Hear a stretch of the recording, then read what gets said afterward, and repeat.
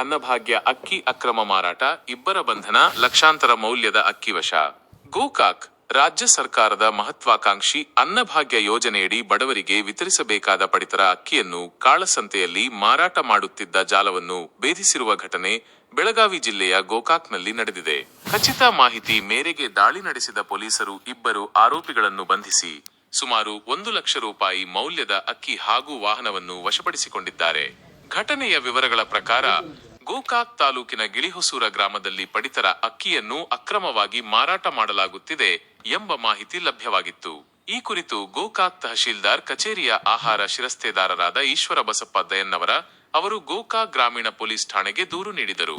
ದೂರಿನನ್ವಯ ಕಾರ್ಯಪ್ರವೃತ್ತರಾದ ಪೊಲೀಸರು ಬುಲೆರೋ ವಾಹನದಲ್ಲಿ ಮೂಟೆಗಟ್ಟಲೆ ಅಕ್ಕಿಯನ್ನು ಸಾಗಿಸಿ ಬೇರೆಡೆ ಮಾರಾಟ ಮಾಡಲು ಸಂಗ್ರಹಿಸುತ್ತಿದ್ದಾಗ ದಾಳಿ ನಡೆಸಿದ್ದಾರೆ.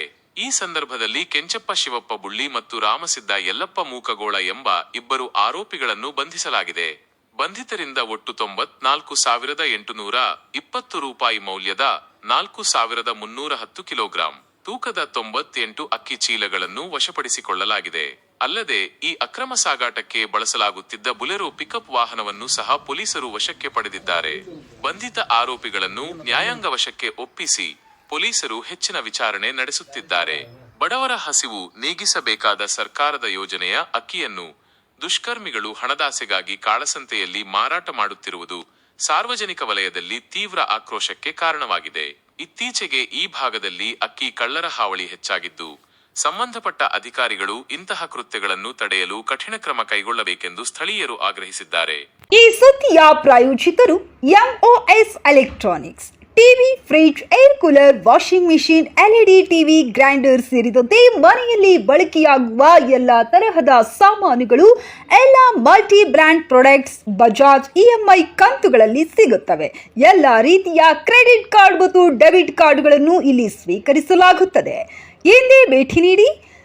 ನಾಮ್ complex, Gandhi Chowk, main road, Yadgiri. Mobile ಸಂಖ್ಯೆ 9035611992.